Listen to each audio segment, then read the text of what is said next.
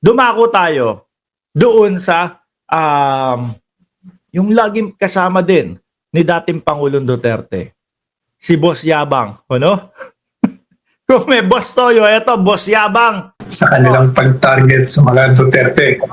Kaya, tayo ang unang-una nagsabi niyan. Yan na naman, anak ng tinapang panelo to. Siya na naman ang unang-una. Siya na naman po ang magaling, mga bossing. Sa yabang nitong tao na to, napapahamak po ang mga Duterte. Napapahamak po lalo si dating Pangulong Duterte, mga bossing.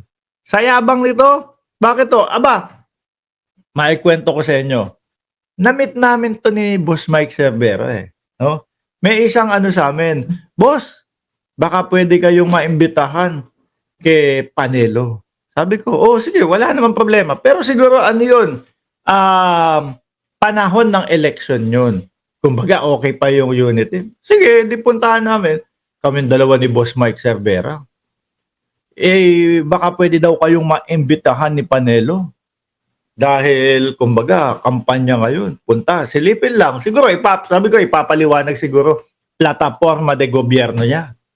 Pagdating ho namin doon, mga bossing, anak to tinapa. Sabi sa amin, anong maitutulong ko sa inyo? Anong kailangan nyo sa akin? Tingin sa akin si Boss Mike na gano'n. Ano ba? Kala ko tayo inimbitahan dito, tapos tayo may kailangan. Talikod agad kami, bahala kayo dyan sa buhay nyo. Ayun, tingnan mo, saan pinulot yung kandidatura nito si Panelo? Diba? Hindi yata nakatungtong ng top 20, mga kababayan. Isa pang sablay dito, yung nakita nila, kinancel ng Congress o ng Quadcom yung hearing sa kanila. Bakit to? Kasi nagpadala ho yung kampo o yung legal team ng dating Pangulong Duterte na wala silang tiwala o bias yung Quadcom. So ngayon, sa Quadcom, bilang ikaw, Quadcom, iisipin mo, hindi ito dadalo. Hindi pupunta tong mga ito. Sige, ginawa nila dahil nga po main character doon sa hearing na yon, ang dating Pangulong Duterte, dahil hindi pupunta, cancel na natin. Para hindi maaksaya yung oras at panahon natin. No, hindi kagaya nung hearing ni Bato, kahit walang kakwenta-kwenta, sige, punta. Wala naman kaming pakialam dyan kung gumastos ng pondo ng bayan. Ang importante, masira natin si Bongbong Marcos. Hindi ho ba? Nagyabang tong si Panelo. Tignan nyo ho, mga kababayan, kinancel ng Quadcom yung hearing kasi po nalaman nila na pupunta kami. Binaliktad bigla. Kaya sabi ng Quadcom, sige, ituloy natin to since sinabi nyo naman na pupunta kayo. Ayun, wala na silang nagawa.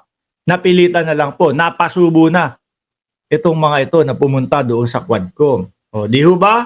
Tuloy natin si Panelo. Game. Na itong si Pastor Kibuloy naging collateral damage sa kanilang pag-target sa mga Duterte.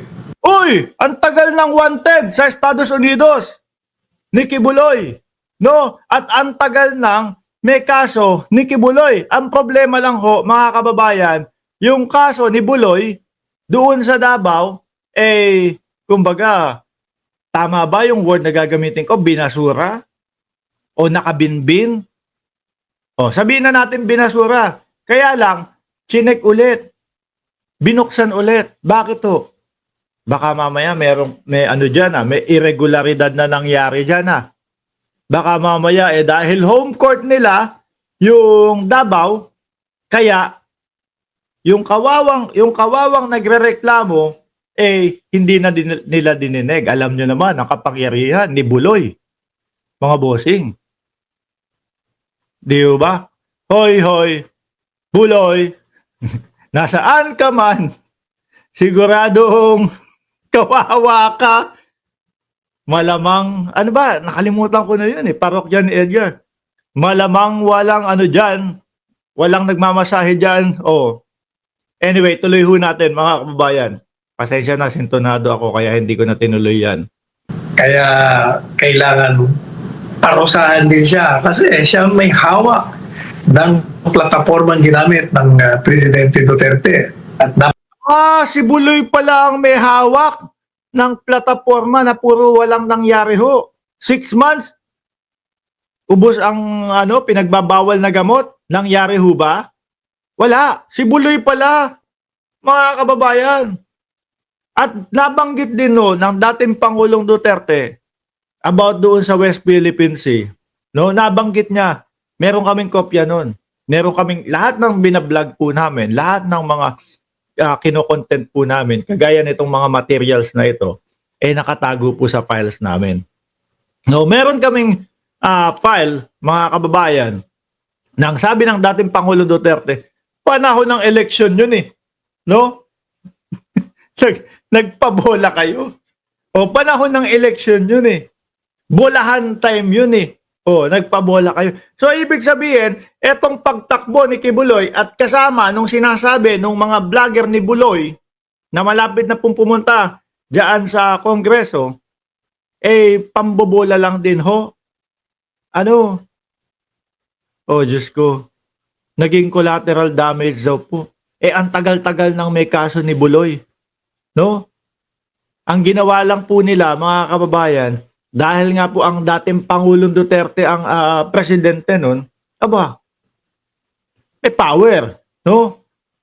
Basura na yan. Kaso, nung pinag-aralan po ng Department of Justice, mga kababayan, nakita po, hindi pwede, kailangan ituloy ito itinuloy po. At doon na po, lumungkot ang buhay ni Buloy. Nako, Buloy, wag mong gagawin yung ginawa ni Buloy doon sa kanta ni parokya ni Edgar, Nasaan ka man, siguradong kawawa ka, malamang walang alak dyan. Wag kang dyan, wag kang magbibig dyan, tuloy. Napakalawak ng kanyang following. Paggang ikaw kasi talagang nakakabit ka sa Duterte, talagang they will run after you. Kasama lahat yun. Pero sabi nga at the end of the tunnel, merong liwanag. Ipaliwanag nyo na lang muna siguro, Panelo, yung mga sinasabi nyo o yung mga ipinakalat nyo na bumabatak ang Pangulo. Pag naipaliwanag nyo yun, saka maniniwala ang taong bayan sa inyo. Pero kung walang paliwanag nun, nako, yung sinasabi mo, ang pumapasok sa utak namin, puro pamumulitika lang yan.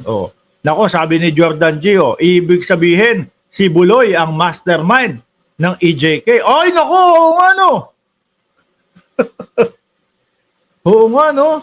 Dahil sabi ni Panelo na si Buloy ang pinakautak ng mga plataforma de gobyerno ni dating Pangulong Duterte. Di damay din pala si Buloy doon sa EJK na may 20,000 hanggang 30,000 ang mga nangategi. Nako, mas lalong dadami yung haharaping kaso ni Buloy kung sakali sa sinasabi ni Panelo. Sigurado, darating tayo dyan. Sigurado daw. Sigurado daw. Sabi ko, siguradong madaming dadagdag na kaso kay Buloy. Sabi ni Panelo, sigurado, darating tayo dyan. Sa punto ng liwanag niya. Ano daw? Ulit? Sabi nga at the end of the tunnel, merong liwanag. Kaya, sigurado, darating tayo dyan sa punto ng liwanag niya. Kailan kaya yon, Panelo? No? Pag nanalo si Buloy, ikaw hindi ka nanalo. Si Buloy, wala. Si Bato, nasa pang-15 na. Pagka ganun mga kababayan, delegates na yung kandidatura mo nun no? Himala na lang po na makapasok yan sa top 12 mga bossing. Di ba? Mahirap kasi sa inyo, puros kayo pamumulitika. Wala kayong naipakitang mga ebidensya doon sa mga ibinabato ninyo.